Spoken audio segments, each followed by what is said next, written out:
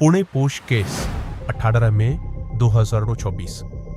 देर रात 3 बजे पुणे का कल्याणी नगर अनीश और अश्विनी, दो सॉफ्टवेयर इंजीनियर्स, कई दिनों बाद अपने दोस्तों के साथ डिनर करके घर वापस जा रहे थे। बाइक पर बैठे अनीश और अश्विनी बस अपने घर पहुंचने ही वाले थे, लेकिन कुछ ही पलों में कुछ ऐसा हुआ जिसने पूरे पुणे शहर और इंडिया को हिलाकर रख दिया। अश्विनी पीछे बैठी थी, इसलिए मोड़ आते ही अनीश ने अपनी बाइक की स्पीड धीरे कर ली और उसने जैसे ही टर्न लिया, एक बुलेट की तरह 200 माइल से भी ज्यादा की स्पीड से एक गाड़ी उनकी तरफ आई और उस गाड़ी ने उनकी बाइक को एक जोर की टक्कर मारी। वो टक्कर इतनी खतरनाक थी कि अश्विनी, जो बाइक के पीछे बैठी थी, बाइक से 20 फीट आगे जाकर गिरी और अनीश और अश्विनी दोनों ही अनकॉन्शियस सड़क पर गिर गए। वहां मौजूद बाकी लोगों ने तुरंत पुलिस और एम्बुलेंस को कॉल करके उस चमचमाती गाड़ी को घेर लिया।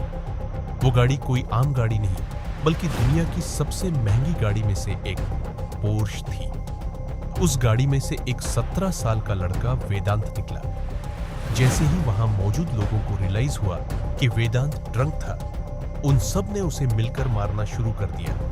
लेकिन कुछ ही मिनट्स में पुलिस वहां आ गई और आकर वेदांत को अरेस्ट करके ले गई। अश्विनी और अनीश को तुरंत हॉस्पिटल पहुंचाया गया, लेकिन वो दोनों बच नहीं पाए। उस एक्सीडेंट में उन दोनों की ऑन द स्पॉट डेथ हो गई थी। थोड़े ही घंटों में इस एक्सीडेंट की सीसीटीवी क्लिप्स हर जगह वायरल होने लगी। सबको समझ आ गया था कि इसमें साफ साफ उस 17 साल के लड़के वेदांत की गलती है। अनीश और अश्विनी के परिवार को उम्मीद थी कि उन्हें इंसाफ मिलेगा, पर अगले कुछ दिनों में जो हुआ उसने हमारे देश की पुलिस और उसमें डीप रूटेड करप्शन का घिनौना और शर्मनाक सच हमारे सामने लाकर खड़ा कर दिया। अनीश और अश्विनी के दोस्तों ने जल्दी से अनीश के अंकल को कांटेक्ट करके सब कुछ बताया और लोग सीधा येरवाड़ा पुलिस स्टेशन गए, जहां पर वेदांत को ले जाया गया था। पर वहां जो उनके साथ हुआ और जो उन्होंने देखा, उस पर वह विश्वास ही नहीं कर पा रहे थे। जहां वह अपनी रिपोर्ट लिखवाने के लिए हवलदार से लड़ रहे थे, वहीं 2 ग्रे मर्सिडीज पुलिस स्टेशन के सामने आते और वेदांत के पिता विशाल और कुछ लोग हाथ में पिज्जा बॉक्स लेकर अंदर चले गए। वहीं मौजूद एक क्राइम रिपोर्टर ने छुपकर खिड़की से पुलिस स्टेशन के अंदर देखा तो वहां पर वेदांत अग्रवाल इसी चेयर पर बैठा था और उसके पापा उसे पिज्जा खिला। वहां मौजूद अनीश के अंकल और क्राइम रिपोर्टर्स इस बात का प्रोटेस्ट भी करने लगे, लेकिन किसी ने उनकी कोई बात नहीं सुनी। वहीं दूसरी ओर उस एक्सीडेंट की डिटेल्स के बजाय अनीश के अंकल को बिना किसी रीजन के अनीश और तकनीक के रिश्ते पर सवाल उठाकर पुलिस उन्हीं को हैरिस और परेशान करने लगी। इसी बीच रात के 3 बजे उस एरिया के सुनील टेंगरे भी पुलिस स्टेशन में आए और 3 घंटे वहां बैठकर पुलिस स्टेशन से निकले। पुलिस जानबूझकर सारी प्रोसेस डिले कर रही थी, जहां ऐसे केसेस में एक्सीडेंट के इमीडिएट बाद अल्कोहल ट्रेसेस के लिए ब्लड टेस्ट करवाए जाते हैं। वहीं ये सारे टेस्ट 8 घंटे बाद सुबह 11 बजे हुए।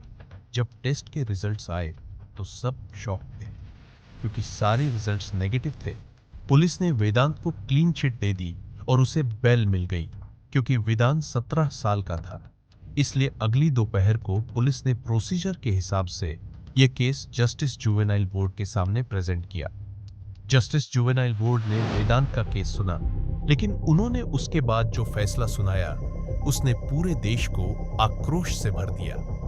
वेदांत को कड़ी सजा देने की बजाय उन्होंने उसे सजा में सोशल रिस्पॉन्सिबिलिटी पर एक 300 वर्ड्स का ऐसे लिखने के लिए कहा, ट्रैफिक रूल्स पर एक प्रेजेंटेशन बनाने के लिए कहा और 15 दिन तक ट्रैफिक पुलिस की मदद करने का और थेरेपी लेने का ऑर्डर दिया और उसे बेल दे दी। सबको समझ आ रहा था कि अगर आपके पास पैसा है तो कोई आपका कुछ नहीं बिगाड़ सकता। लेकिन जब यह ऑनर मीडिया के थ्रू लोगों को पता चला, देश भर की पब्लिक गुस्से से भर गई और बस अनीश और अश्विनी के लिए जस्टिस डिमांड करने लगी। लोगों का गुस्सा बढ़ता रहा। सोशल मीडिया पर लोगों ने डिमांड किया कि वेदांत को स्ट्रिक्ट पनिशमेंट मिले ताकि फ्यूचर में कोई ऐसी गलती ना करे। प्रोटेस्ट्स हुए, कैंडल मार्च भी ऑर्गेनाइज हुए, जिसमें लोगों ने अनीश और अश्विनी के लिए जस्टिस की डिमांड की सोशल मीडिया पर लोगों का गुस्सा इतना बढ़ गया था कि महाराष्ट्र सीएम और डीसीएम ने पुलिस को स्ट्रिक्ट एक्शंस लेने के इंस्ट्रक्शंस दिए और ऊपर से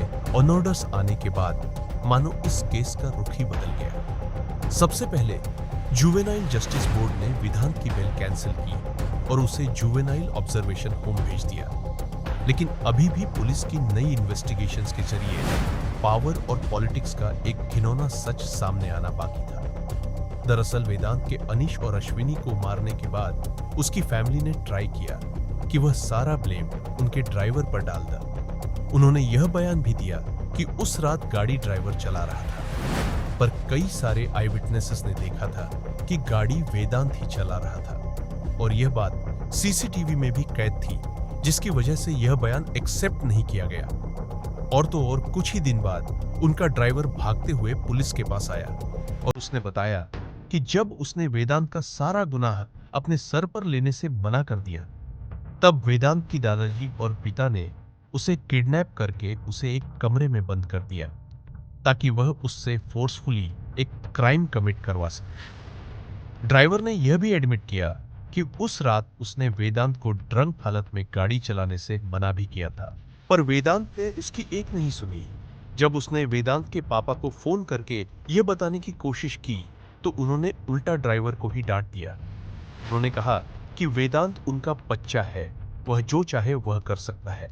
लेकिन यह तो बस पावर के ऐसे गंदे खेल की एक छोटी सी झलक थी। जब पुलिस की एक नई इन्वेस्टिगेशन टीम ने सासून हॉस्पिटल से वेदांत के ब्लड टेस्ट करने वाली प्रोसेस को इन्वेस्टिगेट किया तो वो शॉक्ड हो गए। उन्हें पता चला कि वेदांत के पिता के कहने पर 3 लाख रब की लालच में ऑन ड्यूटी डॉक्टर्स ने वेदांत के सैंपल उसकी मदर के सैंपल से बदल दिए और वेदांत के सैंपल्स को एक पियोन के जरिए डस्टबिन में फेंक दिया गया। साथ ही साथ वेदांत उस रात जिन क्लब्स में गया था उनकी सीसीटीवी फुटेजेस भी निकाली गई, जहां वेदांत कुछ ही घंटों में अपने दोस्तों के साथ काफी क्वांटिटी में शराब पीता हुआ दिख रहा था। पुलिस ने तुरंत एक्शन लिया और वेदांत की मॉम, डैड और दादा को भी अरेस्ट कर लिया गया, जो एक बहुत बड़ी real estate company Brahma realty के ओनर। वहीं वेदांत को एक ऑब्जर्वेशन होम में रखा गया ताकि वह कंट्री से एस्केप ना कर पाए। लेकिन अभी कुछ ही दिन पहले बॉम्बे हाई कोर्ट ने वेदांत को ऑब्जर्वेशन होम में रखने को इलीगल करार दे दिया है और इसी के चलते अब वेदांत बाहर घूम रहा है। उसका परिवार पुलिस कस्टडी में है, लेकिन वेदांत अभी भी आजाद है। 2 लोगों की जान लेने वाला एक बेपरवाह 17 साल का लड़का बिल्कुल आजाद घूम रहा है। अब देश का हर एक इंसान बस यही चाहता है कि वेदांत और उसके पूरे परिवार को कड़ी से कड़ी सजा दी जाए। लेकिन इस केस में गलती किसकी है?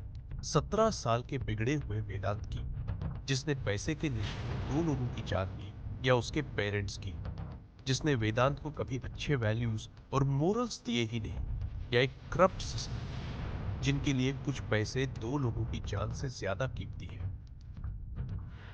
आपको क्या लगता है? कमेंट्स में हमें जरूर बताइए। और अगर आपको यह कहानी अच्छी लगी तो हमारा चैनल को जरूर सब्सक्राइब कीजिए।